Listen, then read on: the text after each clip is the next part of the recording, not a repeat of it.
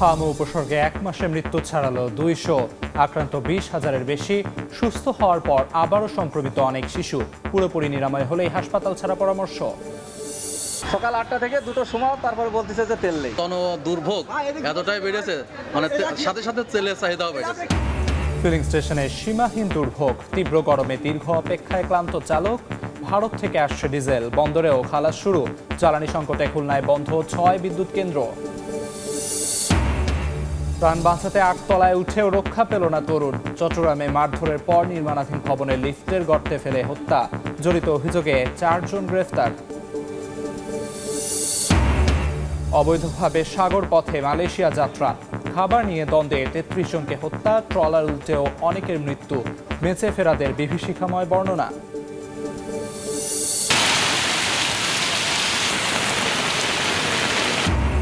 তীব্র দাবদাহে নাকাল জনজীবন। যশোরে স্বস্তির বৃষ্টি, গৃহবধূ সহ 3 জেলায় বজ্রপাতে 5 জনের মৃত্যু। পরিবারে শোকের মাতম।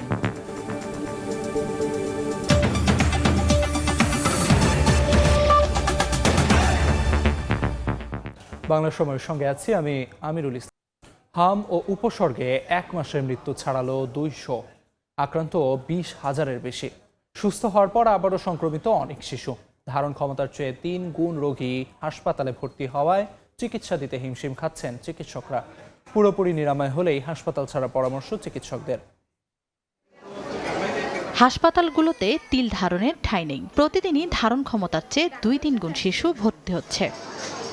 বুধবার দিবাগত রাতে রাজশাহীর বেসরকারি একটি হাসপাতালে প্রচণ্ড শ্বাসকষ্ট নিয়ে ভর্তি হয় 3 মাসের শিশু আবুল বাশার। তার কিছুক্ষণ পর মারা যায় সে। শেষ রক্ষা হয়নি 7 মাসের শিশু ওমরেরও। রাজশাহী হাসপাতালে গত 24 ঘন্টায় হামের উপসর্গ নিয়ে নতুন 11 জন রোগী ভর্তি। ছাড়পত্র পেয়েছে 29 জন। প্রান্তিক জনগোষ্ঠীর একটি বড় অংশই কিন্তু এই রোগ প্রতিরোধ ক্ষমতা কম হওয়ার দরুন এই হামের উপসর্গে আমাদের এখানে ভর্তি হয়েছে এবং তাদের বড় একটি অংশই করুণ পরিণতি বরণ করেছে। এদিকে গত 24 ঘন্টায় বরিশাল শেরেবাংলা মেডিকেলে আরও 1 শিশুর মৃত্যু হয়েছে। হাসপাতালটিতে নতুন করে ভর্তি 30 জন। ছাড়পত্র নিয়েছে 52 জন। বাচ্চা তো কোনো পরিবর্তন দেখিনি। 103 জন, স্যার যে 102-তে থাকে। একটা বেডে 2 জন 3 জন করে দিছে বাচ্চারা, অক্সিজেন নিতে পারে না। তো ফ্যানের সংকট, একটা ফ্যান নষ্ট হয়ে আছে, ফ্যানটা ঠিকও করতেছে না। বাগেরহাট সদর হাসপাতালে 36 শয্যার বিপরীতে রোগী ভর্তি শতাধিক। বেড না পেয়ে হাসপাতালের মেঝেতে রোগী রেখে দেওয়া হচ্ছে চিকিৎসা। গত 1 সপ্তাহে চিকিৎসা নিয়ে বাড়ি ফিরেছেন 75 রোগী। আগে 2-3 ডাক্তার দেখাইছি, এখন সদর হাসপাতালে নিয়ে আসছি। এখন ডাক্তার দেখতেছে কিন্তু কোনো পরিবর্তন পাচ্ছে না। 2-3 দিন জ্বরের পর হসপিটালে নিয়ে আসছি, তারপর চিকিৎসার পরে আস্তে আস্তে জ্বর কমছে। কালকে একটু ভালো দেখছিলাম, আবার সকালে থেকে আবার অতিরিক্ত কাশি উঠেছে।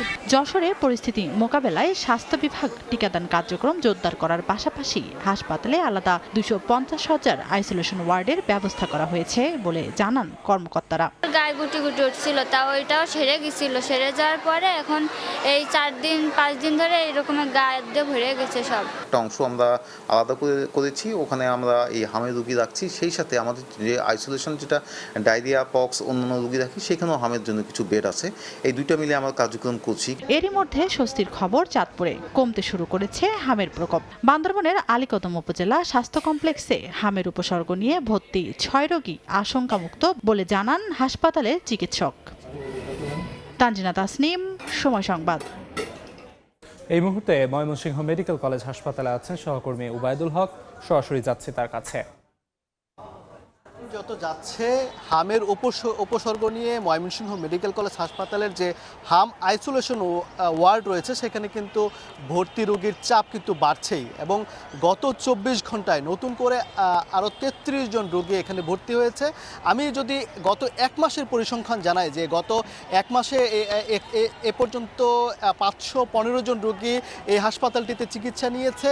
এর মধ্যে কিন্তু 414 জনকে ছুটি দেওয়া হয়েছে এবং এর মধ্যে গত 15 দিনেই কিন্তু 312 জন রোগী ভর্তি হয়েছে।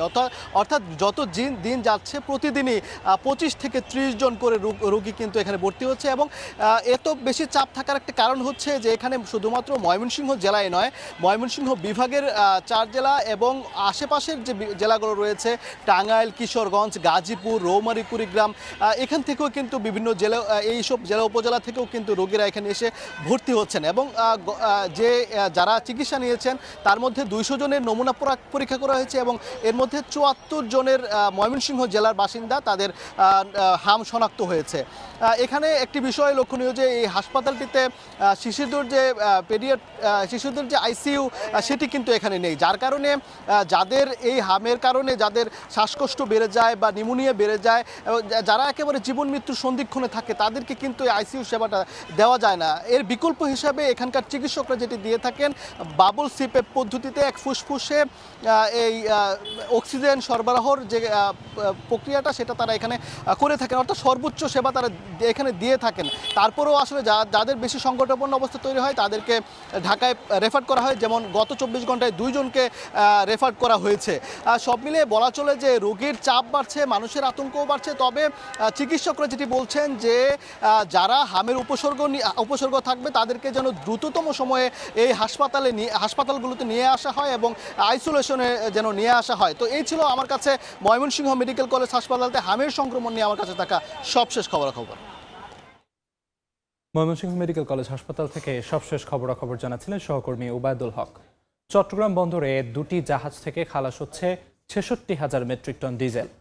ভারত থেকেও পাইপলাইনে আসছে 5,000 মেট্রিক টন। শিগগিরই আসবে আরও 20,000 মেট্রিক টন ডিজেল। জ্বালানি খাতে চলমান অস্থিরতার মাঝেও আশার আলো জেগেছে আমদানি করা তেলে। হরমুজে জাহাজ চলাচলে জটিলতার মধ্যেও বিশেষ ব্যবস্থায় আমদানি করা হচ্ছে ডিজেল ও জেট ফুয়েল।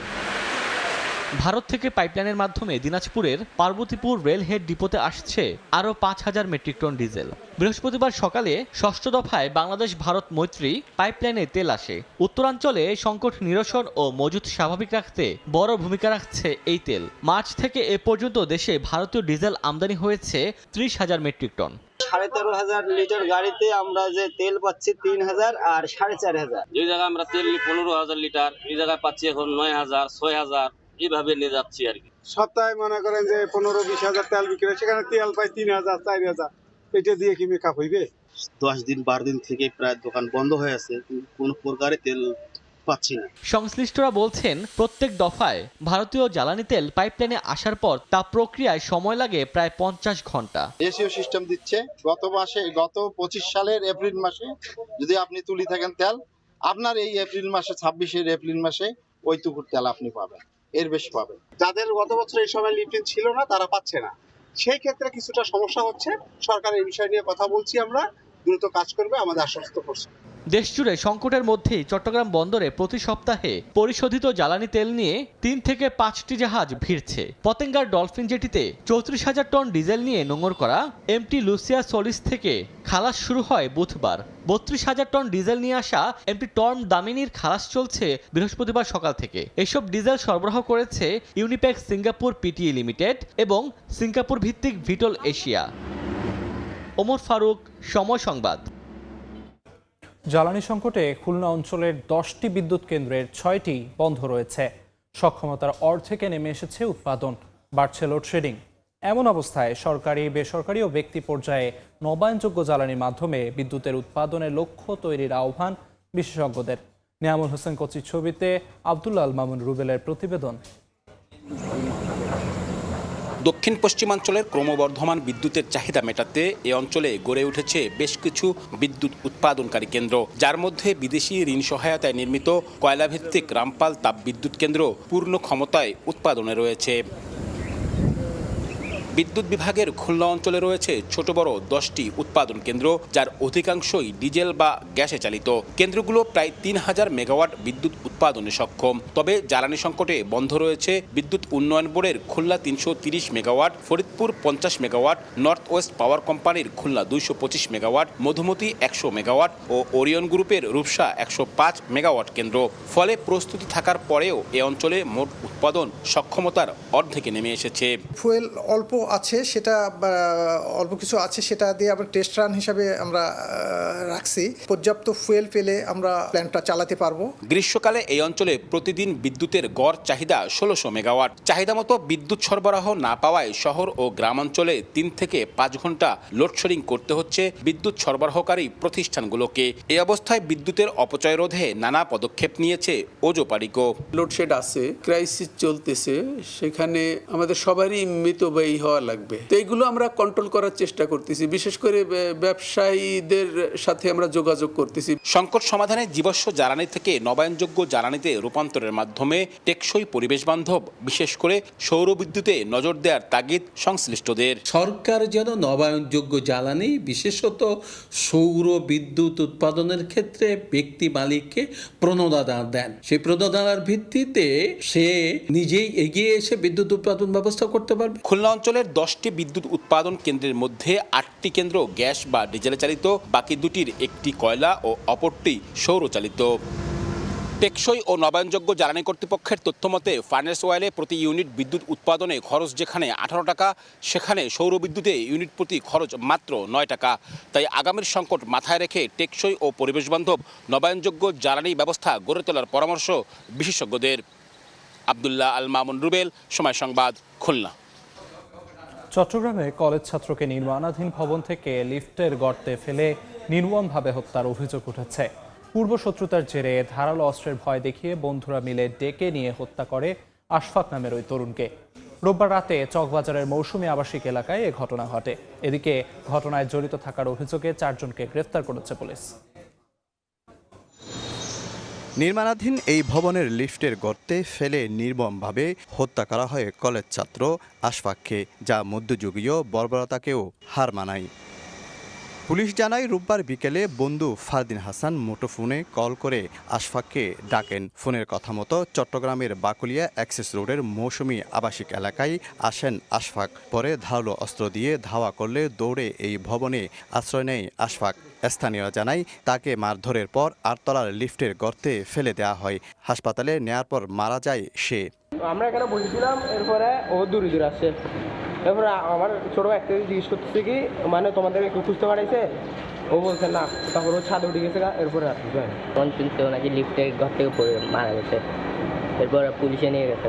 ওকে যেভাবে দৌড়ায় মারলো, এটার জন্য অবশ্যই বিচার হওয়া দরকার, সুষ্ঠু তদন্ত হোক, আমরাও চাই সেটা। এ ঘটনায় আশফাকের বাবা আবুল হাশেম বাদী হয়ে মঙ্গলবার চকবাজার থানায় 7 জনকে আসামি করে মামলা করেন। 4 আসামিকে গ্রেফতার করেছে পুলিশ। পূর্বশত্রুতা নাকি কিশোর গ্যাংয়ের কোন্দল তা খতিয়ে দেখছে পুলিশ। 10-12 জনের একটা গ্রুপ আসলো, তাদের কাছে অনেকের কাছে চাকু, খারাপ, ক্রিসমিস এরকম জাতীয় কিছু লাঠি ছোটো ছিল। তাকে টানা হেঁচড়া করে ওখান থেকে উঠে নিয়ে গেছে। তখন তারা যে বন্ধু ছিল তারা কিন্তু অত বাধাও দেয় নাই, এরকম কিছু বিষয় আসছে যেটা আমরা তদন্তের চেষ্টা করতে আসল ঘটনাটা বের করার জন্য। নিহত আশফাক কবির নগরীর BAF শাহীন কলেজের একাদশ শ্রেণীতে পড়াশোনা করত। তার গ্রামের বাড়ি কক্সবাজারের চকরিয়া উপজেলায়। শফিকুল আলম, সময় সংবাদ, চট্টগ্রাম। বাংলার সময় আরও থাকছে, মাদারীপুরে ভুল চিকিৎসায় রোগী মৃত্যুর অভিযোগ। অস্ত্রোপচারের সময় প্রচুর রক্তক্ষরণ হলে পালিয়ে যান চিকিৎসক, হাসপাতাল ভাঙচুর, সড়ক অবরোধ করে স্বজনদের বিক্ষোভ। অবৈধভাবে বাংলাদেশ থেকে মালয়েশিয়াগামী একটি ট্রলারে ছিলেন প্রায় 280 জন। মাঝ সমুদ্রে খাবার ও পানি নিয়ে হইচই করায় ট্রলারেই 33 জনকে হত্যার অভিযোগ উঠেছে। পরে ট্রলারটি উল্টে আরও বহু যাত্রীর মৃত্যু হয়। বেঁচে ফেরা 2 যাত্রীর বর্ণনায় উঠে এসেছে মানব পাচার চক্রের বিভীষিকাময় চিত্র। রোহিঙ্গা ক্যাম্প ঘুরে আরও জানাচ্ছেন সুজাউদ্দিন রুবেল, ক্যামেরায় ছিলেন মোহাম্মদ ফরাজ।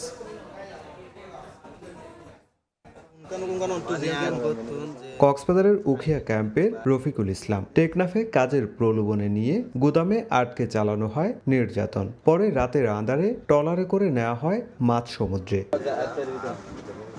পাচারের উদ্দেশ্যে সাগরপথে মালয়েশিয়ায় শুরু হয় যাত্রা। টানা 4 দিন ট্রলারে চলে নির্যাতন। পরে আন্দামান সাগরে ডুবে যায় ট্রলারটি। 2 দিন পানির ড্রামে ভেসে থাকার পর তাকে উদ্ধার করে বাংলাদেশি জাহাজ।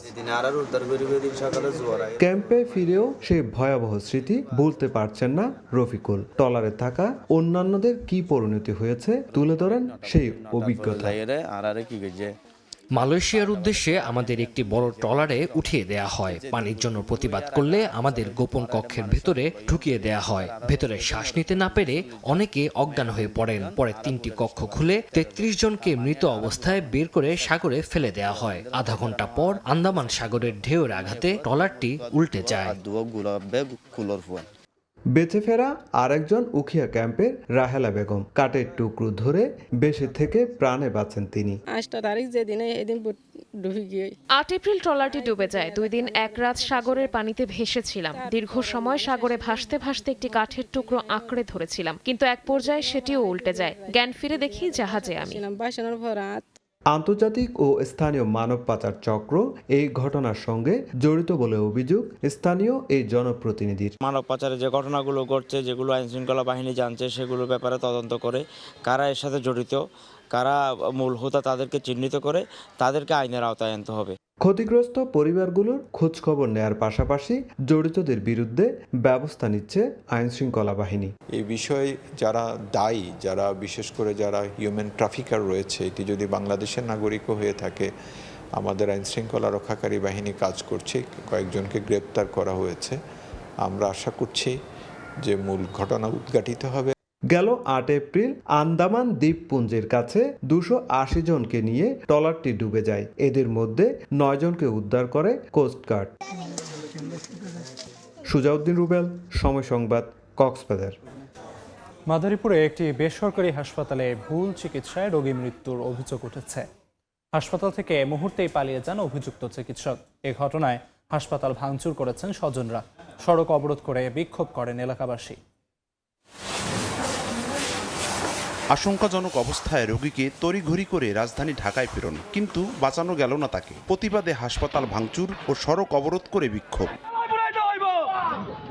স্বজনরা জানায়, পিঠে ফোড়ার প্রচণ্ড ব্যথা নিয়ে মাদারীপুর সদর উপজেলার সিলারচর ইউনিয়নের রঘুরামপুর গ্রামের সিরাজ আকনের স্ত্রী বিলকিস বেগমকে ভর্তি করা হয় শহরের পানিছত্র এলাকার কেআই হাসপাতালে। চিকিৎসক আহসান হাবিবের নেতৃত্বে বুধবার সন্ধ্যায় রোগীর অস্ত্রোপচার করা হয়। এ সময় রোগীর প্রচুর রক্তক্ষরণ হলে অপারেশনের কক্ষ থেকে পালিয়ে যান চিকিৎসক। পরে তড়িঘড়ি করে বিলকিস বেগমকে ঢাকা মেডিকেলে রেফার করা হয়। নেয়ার পথে মৃত্যু হয় ওই গৃহবধূর। এই ঘটনাকে কেন্দ্র করে বৃহস্পতিবার সকালে হাসপাতালে ব্যাপক ভাঙচুর চালায় স্বজনরা। মাদারীপুর শরীয়তপুর আঞ্চলিক মহাসড়ক অবরোধ করে বিক্ষোভ করেন এলাকাবাসী। জীবিত উঠাইছে না মৃত্যু উঠাইছে আমরা জানি না। ওই ঢাকায় নেওয়ার ওই পথে ওইখানে বসেই পরে আমাদের কাছে খবর আসছে রোগী মারা গেছে। আমরা চাই এই হসপিটাল সারা জীবনের জন্য অদৃশ্যকালের জন্য আমরা বন্ধ চাই। খবর পেয়ে ঘটনাস্থলে গিয়ে পরিস্থিতি নিয়ন্ত্রণে আনে পুলিশ ও উপজেলা প্রশাসন। ব্যবস্থা গ্রহণের আশ্বাস দেওয়া হলে 1.5 ঘন্টা পর স্বাভাবিক হয় পরিস্থিতি। তদন্ত কমিটি গঠন হবে এবং আপাতত বর্তমানে এই হাসপাতালের যত কার্যক্রম আছে সব বন্ধের ঘোষণা দেওয়া হয়েছে এবং হাসপাতালে যত রোগী আছে সবাইকে অন্যত্র শিফট করার জন্য এখানে নির্দেশনা এসেছে। এদিকে ঘটনার পর হাসপাতালটির কার্যক্রম সাময়িক বন্ধ ঘোষণা করেছে প্রশাসন। ঘটনাস্থলে মোতায়েন করা হয়েছে অতিরিক্ত পুলিশ। সঞ্জয় কর্মকার, অভিজিৎ, সময় সংবাদ, মাদারীপুর। ঝিনাইদহের কোট চাঁদপুরে ইটভাটার পুকুর থেকে এক কিশোরীর মরদেহ উদ্ধার করেছে পুলিশ। সকালে পৌর কলেজ এলাকার ইকো ব্রিক্সের পুকুর থেকে মরদেহ উদ্ধার করা হয়। পুলিশ ও স্থানীয়রা জানান, উপজেলার সোলেমানপুর গ্রামের নাসিমা খাতুন বুধবার সকালে বান্ধবীদের সঙ্গে ঘুরতে যাওয়ার কথা বলে বাড়ি থেকে বের হন। এরপর আর বাড়ি ফেরেননি। বৃহস্পতিবার সকালে কোটচাঁদপুর কালীগঞ্জ সড়কের ইকো ব্রিক্সের পুকুরে এক কিশোরীর লাশ দেখে পুলিশে খবর দেন স্থানীয়রা। পুলিশ মরদেহ উদ্ধার করে ময়নাতদন্তের জন্য সদর হাসপাতালের মর্গে পাঠায়। পরে পরিচয় শনাক্ত করা হয়। নাসিমা খাতুনের মৃত্যুর কারণ জানতে তদন্ত করছে পুলিশ। সাভারে ব্যান্ডেজে মোড়ানো একটি পায়ের খণ্ডিত অংশ উদ্ধার করা হয়েছে।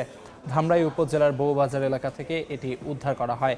পুলিশ জানায়, 999-এ কল পাওয়ার পর ঘটনাস্থল থেকে হাঁটুর নিচের খণ্ডিত অংশটি গলিত অবস্থায় উদ্ধার করেন তারা। এটি বাম পায়ের খণ্ডিত অংশ হতে পারে বলে ধারণা তাদের। তবে একটি নারী বা পুরুষের পায়ের অংশ কিনা তা জানা যায়নি। বাংলা সময় আরও থাকছে।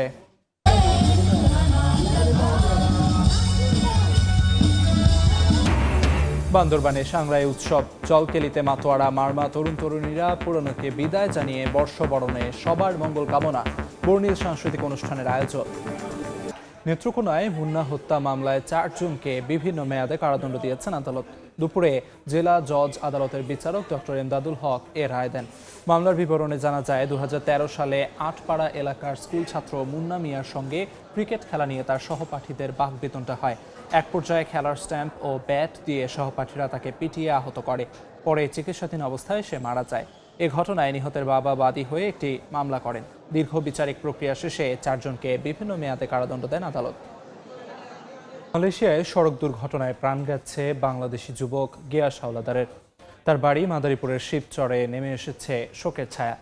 পরিবার জানায় বুধবার কুয়ালালামপুরে নিজ ব্যবসা প্রতিষ্ঠান থেকে মোটরসাইকেলে করে বাসায় ফিরছিলেন গিয়াস। পেছন থেকে একটি পণ্যবাহী ট্রাক মোটরসাইকেলটিকে ধাক্কা দিলে সড়কে ছিটকে পড়েন তিনি। গুরুতর আহত অবস্থায় উদ্ধার করে পাশের হাসপাতালে নেওয়া হলে তাকে মৃত ঘোষণা করেন চিকিৎসক। 10 বছর ধরে মালয়েশিয়া প্রবাসী উমেদপুর ইউনিয়নের কঞ্চিকাটা গ্রামের গিয়াস হাওলাদার। দেশটিতে তার পোশাক কারখানাও রয়েছে। মরদেহ দেশে আনতে সহায়তার আশ্বাস দিয়েছে উপজেলা নির্বাহী কর্মকর্তা এইচ.এম. ইবনে মিজান।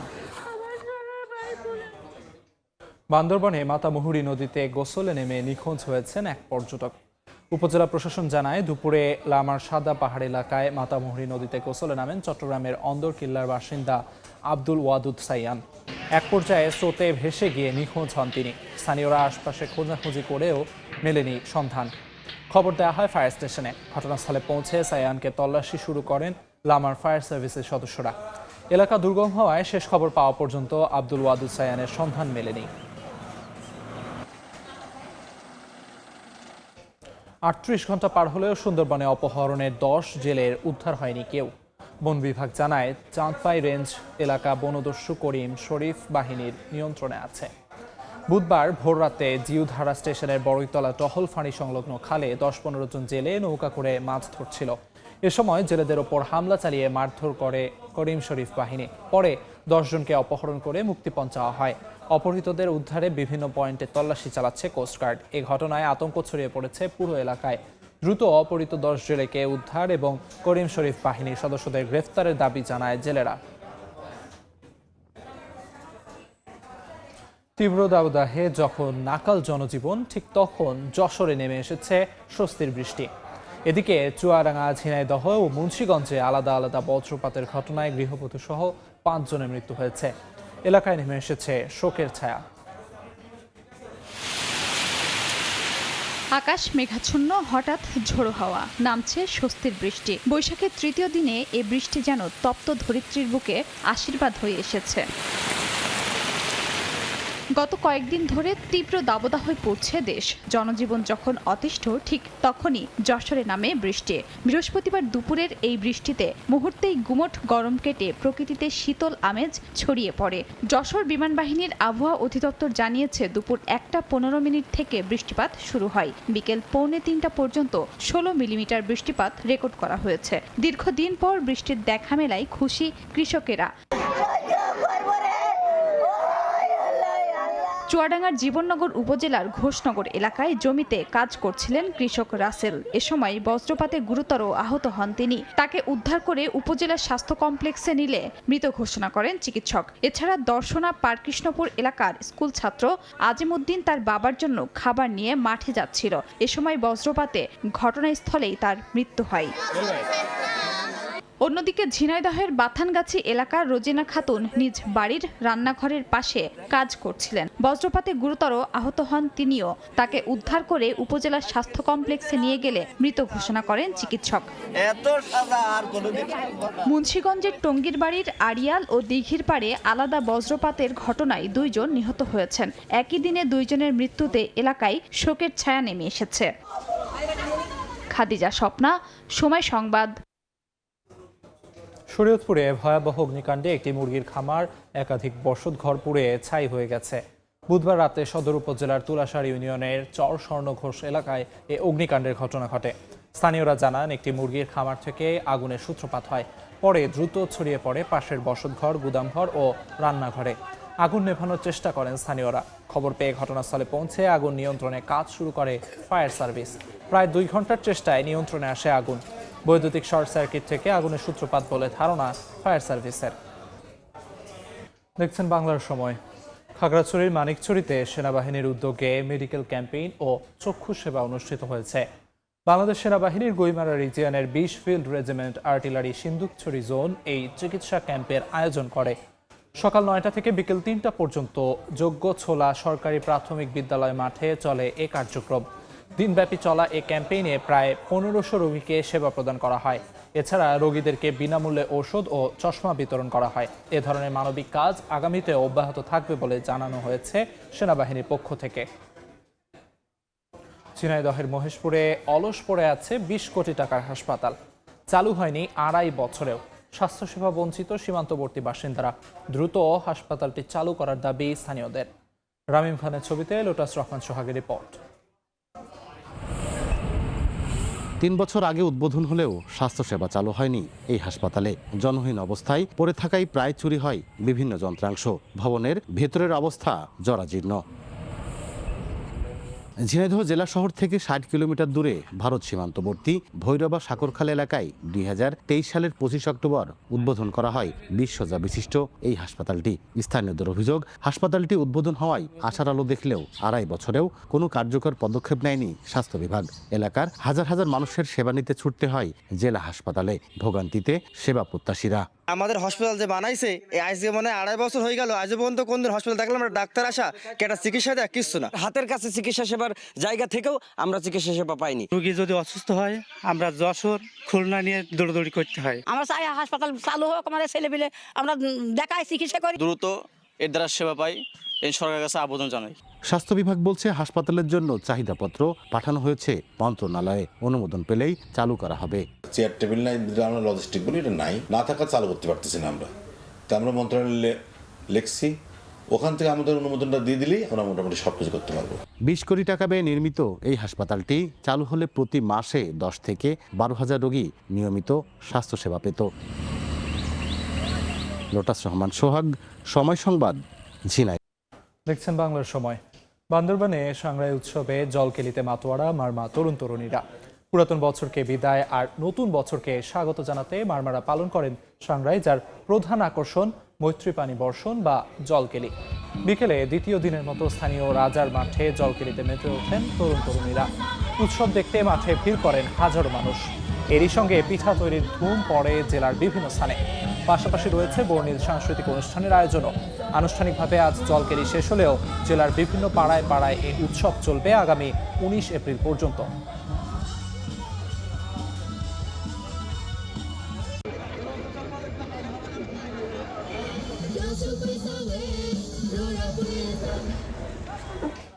বাংলা সময়ের শীর্ষ সংবাদগুলো জানিয়ে দিচ্ছি আরেকবার। হাম ও উপসর্গে 1 মাসে মৃত্যু ছাড়ালো 200, আক্রান্ত 20,000-এর বেশি। সুস্থ হওয়ার পর আবারও সংক্রমিত অনেক শিশু। পুরোপুরি নিরাময় হলেই হাসপাতাল ছাড়ার পরামর্শ। সকাল 8টা থেকে 2টোর সময়, তারপরে বলতেছে যে তেল নেই। দুর্ভোগ এতটাই বেড়েছে, মানে সাথে সাথে তেলের চাহিদাও বেড়েছে। ফিলিং স্টেশনে সীমাহীন দুর্ভোগ। তীব্র গরমে দীর্ঘ অপেক্ষায় ক্লান্ত চালক। ভারত থেকে আসছে ডিজেল, বন্দরেও খালাস শুরু। জ্বালানি সংকটে খুলনায় বন্ধ 6 বিদ্যুৎ কেন্দ্র।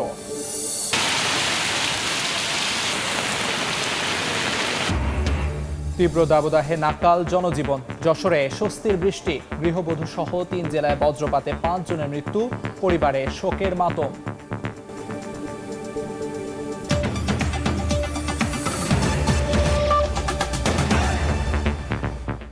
এই ছিল বাংলার সময়। এরপর দেখবেন সন্ধ্যার সময়, সঙ্গে থাকবেন ওমর ইনান। আলিফ, আপনাকে ধন্যবাদ। সন্ধ্যার সময় নিয়ে আসছে কিছুক্ষণ পর, সঙ্গে থাকুন সময়।